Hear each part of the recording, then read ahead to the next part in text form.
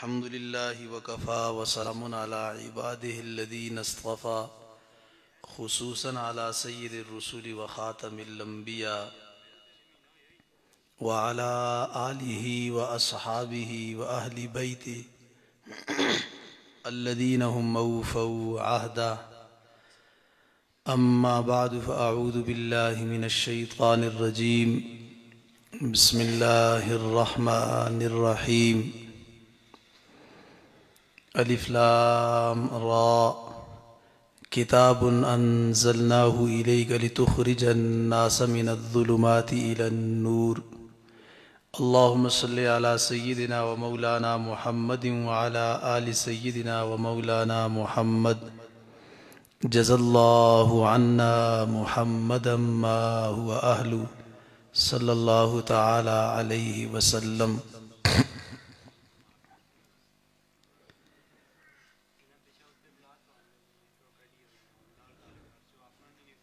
مختصر سی گفتگو نبی پاک صلی اللہ علیہ وسلم کے ساتھ اللہ نے جو مجھے اور آپ کو نسبت عطا فرمائی ہے اس حوالے سے کروں گا. تفصیلی بیان انشاءاللہ ہمارے مہمان حضرت مولانا مفتی نوید منیر صاحب دامت برکاتہم فرمائیں گے.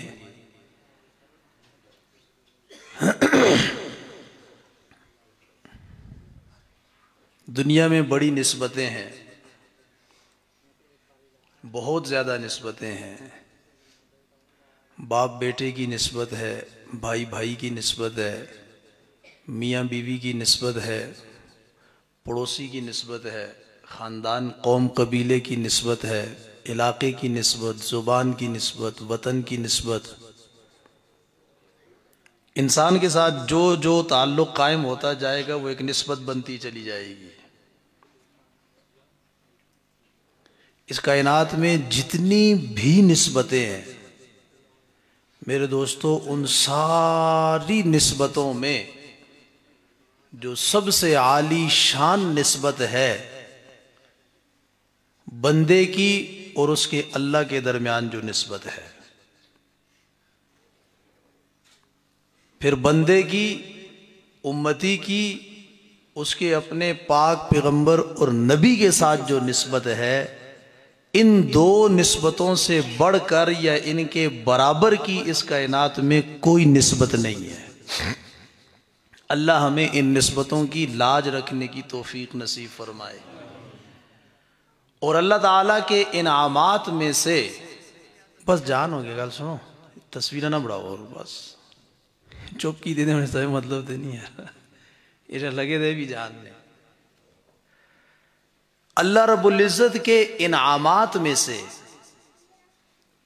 کسی بھی انسان کے اوپر جو سب سے بڑا انعام اور احسان ہے وہ اللہ اس بندے کو اپنی ذات کے ساتھ جو توحید کی نسبت ہے وہ عطا فرما دیں، اور اپنے محبوب پیغمبر کے ساتھ نبوت و رسالت کو تسلیم کرنے کی نسبت اللہ عطا فرما دیں. اس سے بڑا انعام اور احسان کسی بندے پہ اللہ کا کوئی نہیں ہے.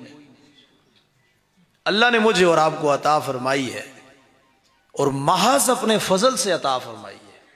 یہ بھی نہیں کہ میں اور آپ مستحق تھے، استحقاق بھی نہیں تھا، اللہ نے اپنے فضل سے یہ نسبت عطا فرمائی ہے. اللہ ہمیں اس نسبت کی قدردانی اور اس کی لاج رکھنے کی توفیق نصیب فرمائے.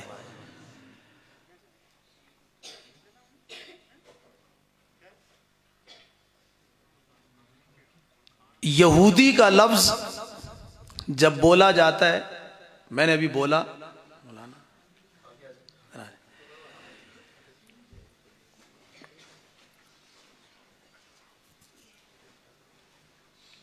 یہودی کا لفظ جب بولا جاتا ہے، میں نے ابھی بولا تو فوراً آپ کے ذہن میں کیا آیا؟ کوئی بات آئی ہے کیا؟ موسیٰ علیہ السلام کے ماننے والے. جب یہودی کا لفظ بولا تو فوراً آپ کے ذہن میں نام آیا کہ جناب موسیٰ علیہ السلام کے ماننے والے کو کیا کہتے ہیں؟ یہودی کہتے ہیں. تورات کے ماننے والے اپنے آپ کو یہودی کہتے ہیں. عیسائی کا لفظ میں نے بولا تو فوراً آپ کے ذہن میں عیسیٰ علیہ السلام کا نام آیا، انجیل کا نام آیا، کہ عیسائی وہ لوگ ہیں جو اپنے آپ کو حضرت عیسیٰ کا پیروکار ماننے والا کہتے ہیں، انجیل کا ماننے والا کہتے ہیں۔ سکھ کا لفظ بولوں گا تو فوراً ذہن گرو نانک کی طرف چلا جائے گا۔ کسی بھی مذہب کا جب نام لیا جائے گا، وہ مذہب آسمانی ہو یا انسانوں کا بنایا ہوا خود ساختہ ہو، فوراً اس مذہب کے بانی یا اس مذہب کے نبی اور پیغمبر کی طرف انسان کا ذہن چلا جاتا ہے۔ تو اس سے پتہ چلا کسی بھی قوم کی پہچان، کسی بھی امت کی پہچان اس کا نبی ہوا کرتا ہے۔ کسی بھی امت کی پہچان اس کا نبی ہے، اس کا تعارف اس کا نبی ہے۔ اور جب مسلمان بولیں گے تو پھر ایسے نہیں، وہ کہتے ہیں نا جو چیز جتنی آسانی سہولت سے اور بالخصوص وراثت میں مل جائے نا اس کی قدر نہیں ہوتی ہے۔ یورپ میں چلے جاؤ نا، یورپ میں یا کسی غیر مسلم ملک کے اندر، اس غیر مسلم ملک کے اندر، کافر ملک کے اندر ظاہر ہے وہاں ہر دنیا کے مذہب کے لوگ رہتے ہیں، یہودی بھی، عیسائی بھی، ہندو بھی، سکھ بھی، مسلمان بھی۔ تو وہاں پہ جب کسی کے سامنے یہودی کا نام بولا جائے گا تو وہ فوراً سمجھے گا موسیٰ علیہ السلام کا ماننے والا، عیسائی کا لفظ بولا جائے گا تو فوراً سمجھ جائے گا عیسیٰ علیہ السلام کا ماننے والا، سکھ بولا جائے گا تو گرو نانک کا ماننے والا، ہندو کا لفظ بولا جائے گا تو بتوں کو پوجا کرنے والا۔ ان کا یہ تعارف ہے۔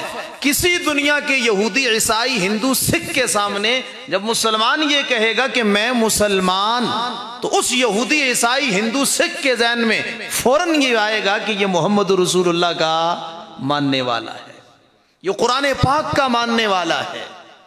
تو پتہ چلا پوری دنیا کے اندر میرے دوستو میرا اور آپ کا تعارف اور پہچان محمد رسول اللہ صلی اللہ علیہ وسلم کی ذات گرامی کے ساتھ ہے، اور یہ اتنی اونچی نسبت ہے کہ جس کے لیے سابقہ انبیاء نے دعائیں تک کی ہیں۔ مجھے اور آپ کو اللہ نے بغیر استحقاق کے، بغیر مانے یہ نسبت عطا فرمائی ہے کہ میری اور آپ کی پہچان، میرا آپ کا تعارف، میرا آپ کا تشخص اس دنیا میں اگر قائم ہے تو وہ نبی پاک علیہ السلام کی ذات گرامی اور نام نامی کے ساتھ ہے۔ اور صرف اسی دنیا میں نہیں، قبر کے اندر، حشر کے اندر، میدان محشر کے اندر بھی میری آپ کی پہچان، میرا آپ کا تعارف اور تشخص وہ آپ علیہ السلام کی ذات گرامی اور نام نامی کے ساتھ قائم ہے۔ آپ علیہ السلام نے کیا فرمایا کہ دن قیامت کے جناب آدم علیہ السلام سے لے کے قیامت کی صبح تک پیدا ہونے والے سارے انسان ایک میدان میں جمع ہوں گے، اور آپ علیہ السلام نے فرمایا میں اپنی امت کے لوگوں کو ان ساری انسانیت میں پہچان لوں گا۔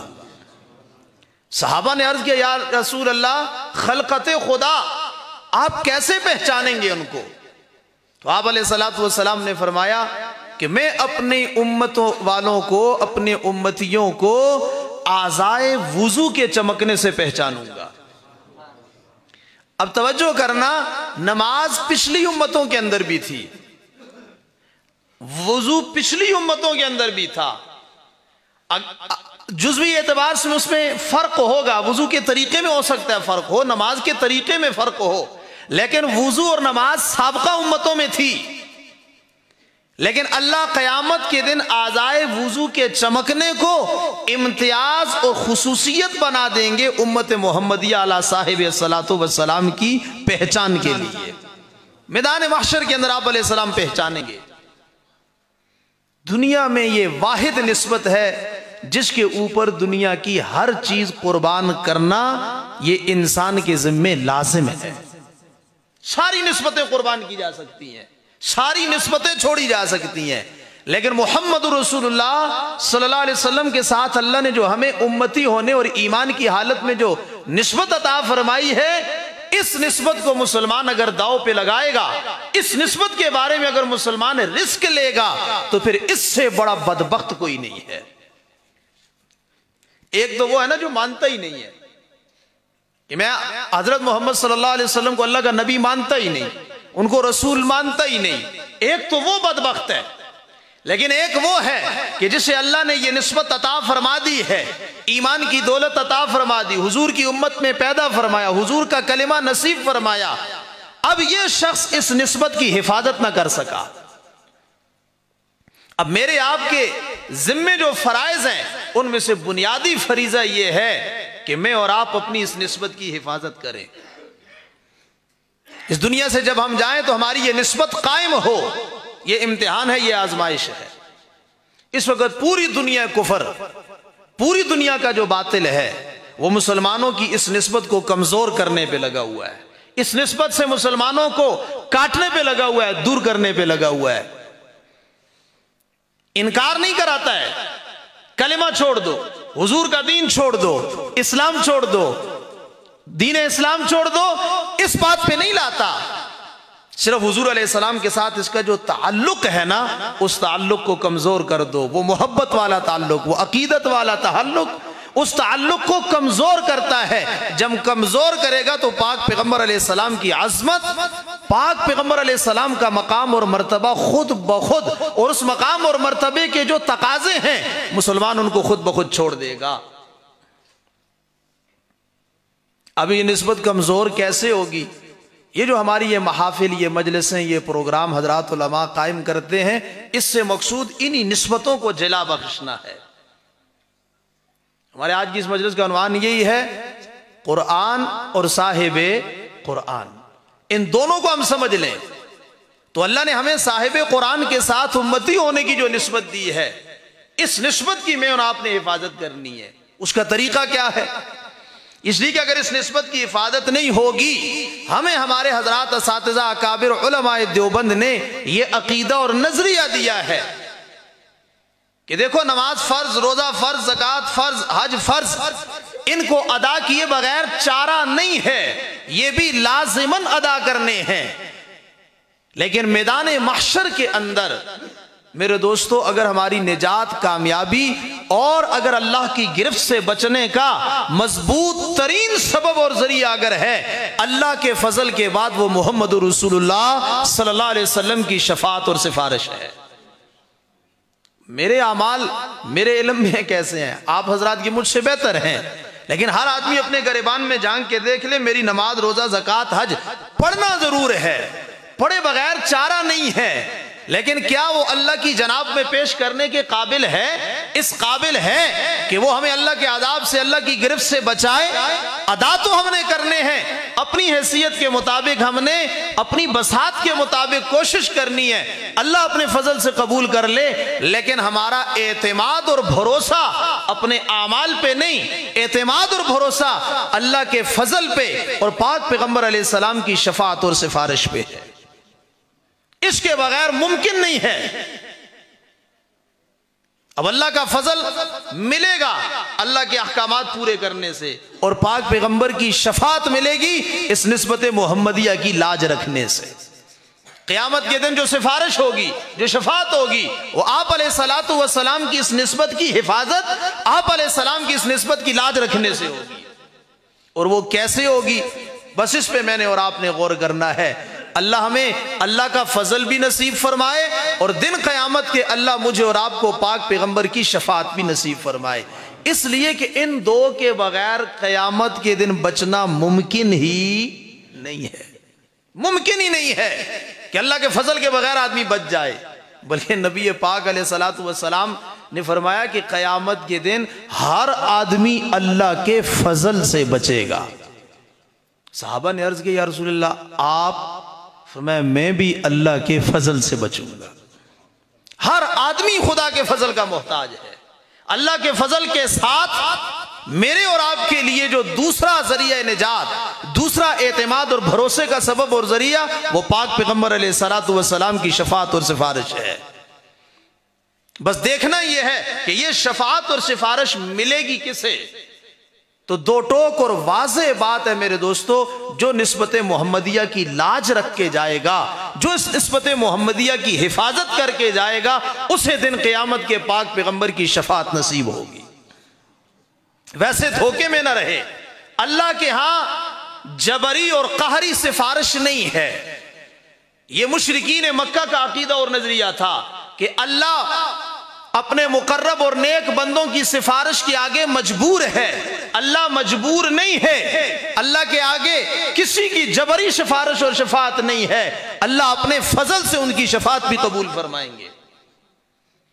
تو پاک پیغمبر علیہ السلام کی سفارش اور شفاعت میری اور آپ کی بنیادی ضرورت ہے، اور وہ حاصل ہوگی آپ علیہ السلام کی اس نسبت کی لاج رکھنے سے. نسبت کی لاج کیا ہے؟ یہ بار بار میں یہ جملہ عرض کر رہا ہوں. پاک پیغمبر جو اللہ سے پیغام لے کے آئے اور اس پیغام پہ جو اللہ کے پاک پیغمبر نے خود عمل کر کے دکھایا، پیغام خداوندی، ادائے محمدی، ان دو چیزوں کو جو آدمی سامنے رکھ کے چلے گا وہ نسبت محمدیہ کی لاج رکھنے والا ہے، وہ حضور کے امتی ہونے کا حق ادا کرنے کی کوشش کرنے والا ہے. جو نہ پیغام خداوندی کو سامنے رکھے، اس پیغام خداوندی کو ادائے محمدی پہ پورا کرنے کی کوشش نہ کرے، وہ دھوکے میں پڑا ہوا ہے، وہ کسی غلط فہمی میں پڑا ہوا ہے. حضور علیہ السلام پیغام لے کے آئے جسے قرآن کہا جاتا ہے. آپ علیہ السلام نے اس قرآن پاک کے اوپر عمل کر کے دکھایا، اس کی وضاحت فرمائی، تشریح فرمائی، اس کی تفسیر بیان کی. اللہ کے اس قرآن پاک کے اندر جو اللہ کی مرادیں تھیں، حضور علیہ السلام نے ان مرادات خداوندی کو اپنی زبان مبارک سے بیان کیا. یہ اللہ کے پیغام کی جو وضاحت اور تشریح ہے، اس کے اوپر عمل کر کے دکھایا. صحابہ نے اس کا عملی نمونہ پیش کیا. مسلمان کے لیے یہ دو چیزیں، اگر ان دونوں چیزوں کو ہم چھوڑ دیں اور صرف زبان سے اتنی بات ہم یہ کہیں کہ ہم حضور علیہ السلام کی سفارش اور شفاعت کے بغیر کامیاب نہیں ہو سکتے، تو جملہ اپنی جگہ درست ہے، لیکن اس شفاعت اور سفارش کو حاصل کرنا، آپ علیہ السلام میرے دوستو ایک زندگی لے کے آئے ہیں. قرآن پاک اللہ کی طرف سے قانون لے کے آئے، اس پہ خود عمل کر کے دکھایا، اپنے صحابہ کو اس پہ عمل کرایا. پھر اس کی جو وضاحتیں تھیں آپ علیہ السلام نے خود بیان فرمائی، اپنے صحابہ کو بتلائیں، اور پھر فرمایا قرآن کی جو وضاحت، تعبیر، تشریح میرے صحابہ بیان کریں، اس تعبیر اور تشریح کو لے لو. آج المیہ صرف ہمارے اندر یہ ہے کہ ہمارے اندر پاک پیغمبر علیہ السلام کی وہ ادائیں اور زندگی نہیں ہے، ہم اس پہ آنے کے لیے تیار نہیں ہیں. تو یہ جو پروگرامات ہوتے ہیں یہ اسی جذبے اور داعیے کو بیدار کرنے کے لیے، اسی جذبے اور اسی کیفیت کو پروان چڑھانے کے لیے کہ ہم حضور علیہ السلام کے ساتھ ہمارا تعلق مضبوط ہو جائے. اور یہ مضبوط ہوگا حضور کی ادائیں اپنانے سے. اس کائنات میں زندگی گزارنے کے سینکڑوں نہیں ہزاروں طریقے ہیں، ہزاروں طریقے ہیں، لیکن پیغمبر علیہ السلام نے فرمایا خیر الہدی ہدی محمد صلی اللہ علیہ وسلم. فرمایا کہ اس روئے زمین پر میں محمد الرسول اللہ صلی اللہ علیہ وسلم سے بہتر طریقہ زندگی کوئی بھی نہیں. میں جو لے کے آیا، میرے لائے ہوئے طریقے سے بہتر طریقہ زندگی اس دنیا میں سر کے بالوں سے لے کے پاؤں کے ناخن تک، صبح سے لے کے شام تک، خوشی ہو یا غمی ہو، کاروبار تجارت ہو یا ملازمت مزدوری ہو، کوئی بھی زندگی کا شعبہ ہو، اس شعبے کے اندر میں جو طریقہ زندگی لے کے آیا، میں نے جو تمہیں ادائیں دی ہیں پیغام خداوندی کی روشنی میں، فرمایا اس سے بہتر طریقہ زندگی اس روئے زمین پہ کوئی بھی نہیں ہے. اور میرے دوستو، مومن اور مسلمان ہونے کے لیے یہ عقیدہ رکھنا ضروری ہے. بندہ اس وقت تک مومن نہیں ہو سکتا، مسلمان نہیں ہو سکتا، جب تک اس کا یہ عقیدہ اور نظریہ نہ ہو دنیا میں بہتری، سب سے بہتر طریقہ زندگی محمد رسول اللہ صلی اللہ علیہ وسلم کا ہے. اگر وہ حضور علیہ السلام کے طریقے سے بہتر کسی اور طریقے کو سمجھتا ہے، آپ کے طریقہ زندگی سے بہتر کسی اور طریقہ زندگی کو خیال کرتا ہے، یہ شخص دائرہ اسلام سے نکل جائے گا. مومن ہونے کے لیے ضروری ہے کہ آپ جو طریقہ لے کے آئے اس طریقے سے بہتر کوئی طریقہ، باقی غفلت، سستی کی وجہ سے، کہ ماحول سے متاثر ہو کے، لاپرواہی کی وجہ سے اس طریقے کے خلاف عمل ہو جائے، یہ جرم ہے، یہ گناہ ہے. اگر اس کو یہ جرم اور گناہ سمجھ کے کرے گا تو اللہ کسی موقع پہ توبہ کی توفیق بھی دے دیں گے. لیکن اگر اس کا عقیدہ ہی غلط ہے، اس کا نظریہ ہی غلط ہے، یہ کہتا ہے نہیں یہ طریقہ بہتر ہے، یہ طریقہ اس سے اچھا ہے، یہ طریقہ آج قابل عمل ہے، اور وہ والا طریقہ نہیں ہے، اس طریقے پہ چل کے آج عزت نہیں مل سکتی، اس طریقے پہ چل کے آج کامیابی نہیں مل سکتی، یہ شخص ایمان سے ہاتھ دھو بیٹھے گا۔ پیغمبر کے طریقوں کے بارے میں ایک ہے نظریہ، عقیدہ۔ عقیدہ یہ رکھنا ہر بندے کے لیے ضروری ہے کہ اس طریقے سے بہتر کوئی طریقہ، بولو نہ سارے بولو، حضور کے طریقے سے بہتر کوئی طریقہ، حضور کی اداؤں سے بہتر کوئی ادا، آپ کے لباس سے بہتر کوئی لباس، آپ کے شکل و صورت مبارکہ سے بہتر کوئی صورت، آپ کے شادی کے طریقے سے بہتر کوئی شادی کا طریقہ، آپ کے غم کے اظہار کے طریقے سے بہتر کوئی غم کے اظہار کا طریقہ نہیں ہے۔ یہ عقیدہ رکھنا ضروری ہے، اور پھر ساتھ آدمی کوشش یہ کرے اب میں نے اس طریقے کو اپنانا ہے، اب میں نے اس طریقے کو اپنانا ہے۔ نبی پاک علیہ السلام کی صاف اور واضح حدیث ہے، من احیا سنتی فقد احبنی، جو میری اداؤں کو زندہ کرے گا، جو میرے طریقوں کو زندہ کرے گا، فقد احبنی، وہ مجھ سے محبت کرنے والا ہے۔ ومن احبنی، اور جو مجھ سے محبت کریں گے، کان معی فی الجنہ، فرمایا وہ جنت میں میرے ساتھ۔ اب آپ علیہ السلام کے مبارک طریقے کو زندہ کرنا، مبارک طریقے کو اور اداؤں کو اپنانا، یہ میری آپ کی ضرورت ہے یا نہیں؟ حضور علیہ السلام کے ساتھ محبت اور عقیدت کا تقاضا تو ہے ہی ہے، لیکن آپ کی اداؤں کو، آپ کے مبارک طریقوں کو اپنانا، لباس میں، وضاقتہ میں، خوشی میں، غمی میں، زندگی کے ہر مرحلے اور شعبے کے اندر حضور علیہ السلام کی محبت کا تقاضا تو ہے ہی ہے، میری اور آپ کی ضرورت ہے۔ اس لیے کہ جب ہم ان آپ کی اداؤں کو اپنائیں گے نہیں تو ہماری یہ نسبت کمزور ہو جائے گی، اور جب نسبت کمزور اور مزمحل ہوگی تو میرے دوستو پھر آخرت قیامت کے دن آپ کی شفاعت اور سفارش کے محرومی کا سبب بنے گی یہ۔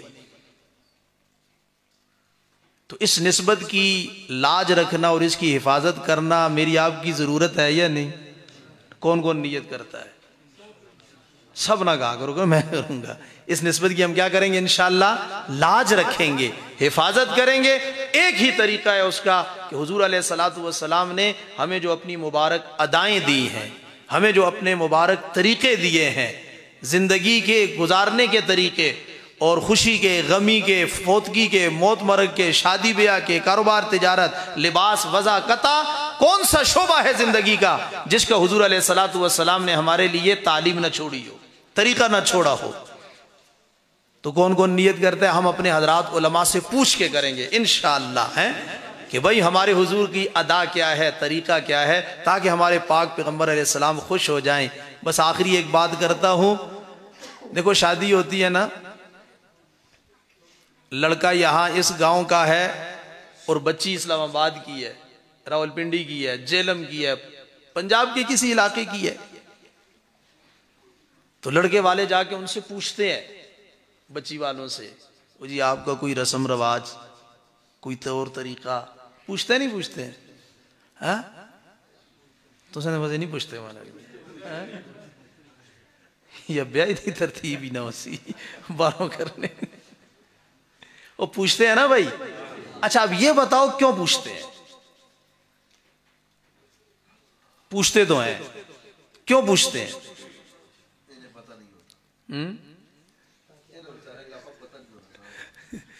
اس لیے پوچھتے ہیں کہ ہماری وجہ سے، چونکہ جب ہم جائیں گے بارات لے کے جائیں گے نا، لڑکی والوں کے گھر میں جائیں گے، اس علاقے والوں کو پتہ ہے کہ یہ ان کی نئی رشتہ داری ہو رہی ہے، تو ہم سے کوئی ایسی حرکت نہ ہو جائے جس سے لڑکی والوں کی بے عزتی ہو جائے۔ وہ کہیں گے یار تم نے اچھی نئی رشتہ داری تم نے ڈھونڈی ہے، عجیب لوگ تم نے ڈھونڈے ہیں، ان کو تو ہمارے طریقے کا ہی نہیں پتا۔ تو ہم اس بچی والے کے بچی والوں سے، رشتہ داروں سے پوچھتے ہیں آپ کی کوئی رسم، آپ کا طریقہ، جب ہم آپ کے ہاں آئیں گے تو آپ کے ہاں کوئی خاص رواج ہو، خاص رسم ہو، آپ ہمیں بتاؤ۔ ہمارے ہاں نہیں ہے، لیکن آپ کے ہاں آ کے ہم وہ بولو نا یار، وہ کرتے ہو نا، آپ کے ہاں آ کے ہم وہ کیا کریں گے؟ وہ رسم کریں گے، وہ رواج کریں گے، آپ کے طریقے پہ چلیں گے، تاکہ آپ کے علاقے میں ہماری وجہ سے کوئی بے عزتی نہ ہو، آپ کی بدنامی نہ ہو، آپ کے اوپر کوئی حرف نہ آئے۔ تو میرے دوستو، کیا جس پاک پیغمبر کی شفاعت کی امید لگا کے بیٹھے ہیں، جس کی سفارش کی امید لگا کے بیٹھے ہیں، اور واقعتاً اس کی سفارش اور اس کی شفاعت کے بغیر ہمارا مسئلہ حل۔ ہم نے کبھی پوچھا ہے اپنے علماء سے، اساتذہ سے، بیٹے کی شادی، بیٹی کی شادی، باپ مر گیا، ماں مر گئی، بیٹی مر گئی، بیوی مر گئی، مکان بنا رہا ہوں، کاروبار شروع کر رہا ہوں، تجارت شروع کر رہا ہوں، ملازمت اختیار کر رہا ہوں، اس موقع کے اندر ہمارے محبوب پیغمبر کی کیا ادا ہے؟ پوچھا ہے کبھی؟ ہم نے پوچھا؟ ہم کوئی ایسی حرکت نہ کر لیں، ہم کوئی ایسا رواج نہ کر لیں، ہم کوئی اپنی ایسی رسم نہ کر لیں جس کی وجہ سے روزے میں پاک پیغمبر کا دل دکھے۔ لڑکی والوں کی ناراضگی کا تو ہم خیال کرتے ہیں، لیکن پاک پیغمبر علیہ السلام جس کی شفاعت کی امید لگائے بیٹھے اس کی ناراضگی کی پرواہ۔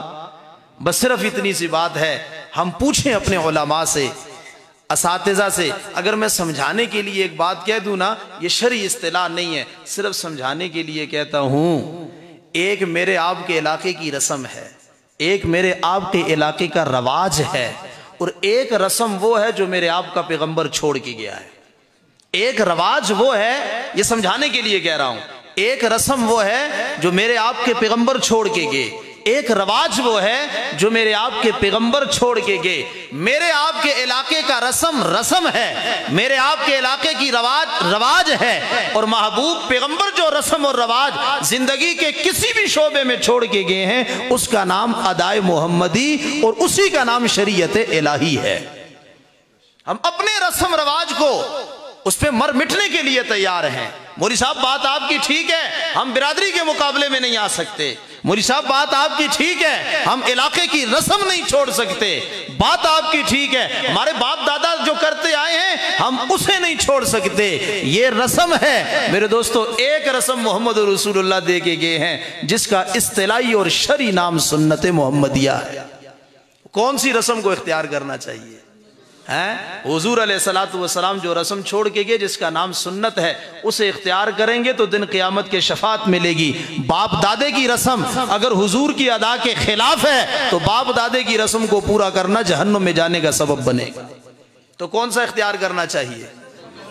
تو پوچھو گے علماء سے انشاءاللہ۔ یہ مدارس اس لیے، یہ پروگرام اس لیے، علماء کا آنا اس لیے، علماء کے بیانات اس لیے، ہم یہ فیصلے کریں کہ انشاءاللہ اپنے علماء سے پوچھیں گے ہمارے محبوب پیغمبر کی ادا کیا تھی، طریقہ کیا تھی۔ نیت کرتے ہوئے انشاءاللہ اللہ مجھے بھی توفیق عطا فرمائے، آپ کو بھی توفیق عطا فرمائے، اللہ ہمیں حضور علیہ السلام کی اس نسبت کی لاج رکھنے کی توفیق عطا فرمائے۔ ان نسبتوں کی حفاظت کے لیے یہ جو مدارس ہیں اللہ ان کے ساتھ ہمیں مضبوط تعلق نصیب فرمائے۔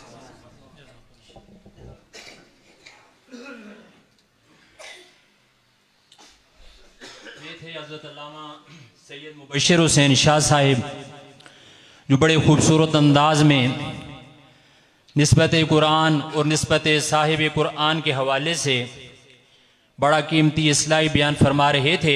دعا ہے کہ رب کائنات ہم سب کو اس پر عمل کرنے کی توفیق عطا فرمائے۔ اب میں اپنے مہمان جناب حضرت مولانا عبدالخی صاحب سے ملتمس ہوں کہ وہ آئیں اور بارگاہ رسالت مآب صلی اللہ علیہ وسلم میں ہدیہ نعت پیش کریں۔ جناب حضرت مولانا قاری عبدالحی صاحب۔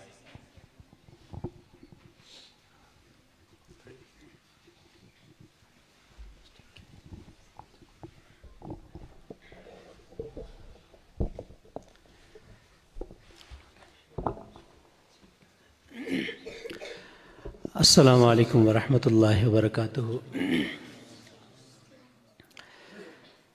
علماء کرام کی ایک کثیر تعداد یہاں موجود ہے اور پروگرام کا وقت بھی آہستہ آہستہ اپنے اختتام کی طرف جا رہا ہے۔ مجھے جتنا وقت دیا گیا انشاءاللہ اسی میں حاضری کو مکمل کرنے کی کوشش کروں گا۔ اللہ رب العزت ہم سب کا آنا اپنی بارگاہ میں قبول و منظور فرمائے۔ تھوڑا سا ذوق اور شوق اور محبت کے ساتھ بیٹھیے۔ میں آپ کے اس خشوع خضوع کو توڑنا تو نہیں چاہتا، لیکن پروگرامات کا ایک اپنا انداز ہوتا ہے کہ تھوڑا بہت آدمی بولتا ہے تو اسٹیج پر آنے والا بھی سمجھ جاتا ہے کہ میری بات سمجھ بھی رہے ہیں اور پسند بھی آ رہی ہے، بس یہی مقصد ہے اور کچھ نہیں ہے۔ تو اس طرح خشوع و خضوع سے اللہ تعالیٰ ہمیں نماز پڑھنے کی توفیق عطا فرمائے، ٹھیک ہے نا؟ تو وہی بہتر، بس سبحان اللہ ماشاء اللہ تھوڑا مسکرا کے ہاں ہوں ساتھ اگر کم سے کم کوئی بات کر دی جائے تو جواب دیں گے تو پڑھنے والے کو تھوڑی تسلی ہوگی کہ میں جو اتنی محنت کر رہا ہوں، زور لگا رہا ہوں، کم سے کم کسی کو سمجھ بھی آ رہی ہے۔ دیں گے حاضری کا ثبوت انشاءاللہ؟ تو ذرا کہہ دیجئے سبحان اللہ، بس ثواب کی نیت سے کہتے رہیں، آخر تک میں زیادہ آپ کا وقت تو نہیں لوں گا لیکن آخر تک حاضری کا ثبوت دیتے رہیے گا۔ میں مولانا محمد صدیق صاحب کا شکر گزار ہوں کہ جو اس علاقے کے اندر یہاں اس راستے کو طے کر کے یہاں آنا یہ بھی مستقل ایک جہاد ہے، تو یہاں پر آ کے ماشاءاللہ یہ کام کر رہے ہیں، ساری فکریں ان کی یہاں لگی ہوتی ہیں، اور مہمانان گرامی جو تشریف لائے ہیں ان کی پرخلوص دعوت کے اوپر اللہ تعالیٰ سب کو جزائے خیر عطا فرمائے۔ مارکف میں اپنے کلام کی طرف جاتا ہوں، تمام حضرات ذوق شوق اور محبت کے ساتھ ایک دفعہ درود شریف پڑھ لیں۔ اللہم صلی علی محمد وعلی آل محمد کما صلیت علی ابراہیم وعلی آل ابراہیم انک حمید مجید۔ ذرا کھل کے مسکرا کے ذرا اونچی آواز سے پڑھ لیجئے، اللہم صلی علی محمد وعلی آل محمد کما صلیت علی ابراہیم وعلی آل ابراہیم انک حمید مجید۔ اللہم بارک علی محمد وعلی آل محمد کما بارکت علی ابراہیم وعلی آل ابراہیم انک حمید مجید۔ بلغ العلا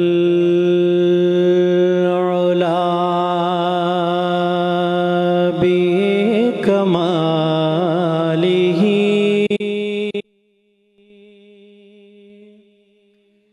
کشف الدجی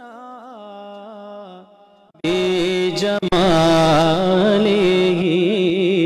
حسنت جمیع خصالہ صلو علیہ وآلہ۔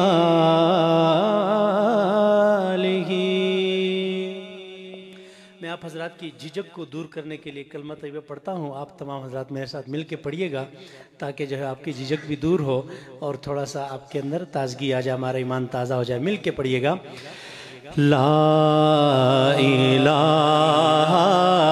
الا اللہ، لا الہ الا اللہ، لا الہ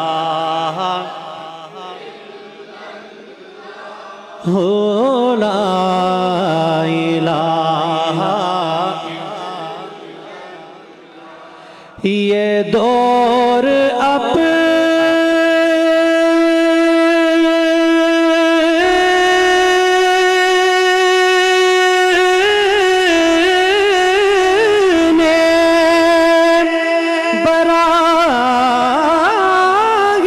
براہیم کی تلاش میں ہے،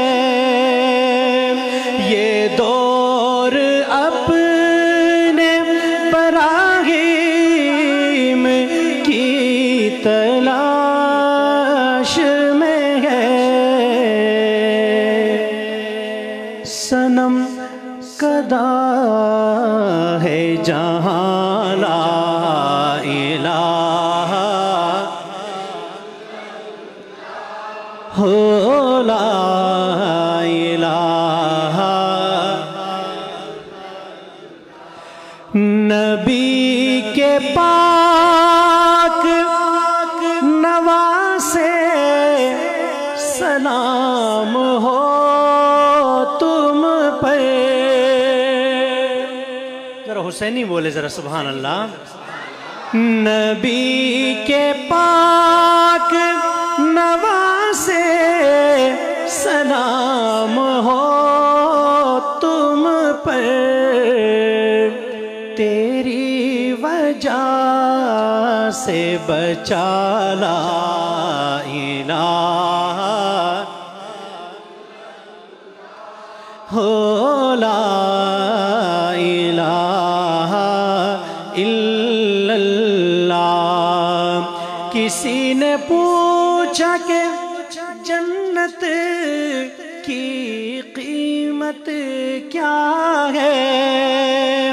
کسی نے پوچھا کہ جنت کی قیمت کیا ہے؟ تو مصطفیٰ نے کہا لا الہ الا اللہ، لا الہ الا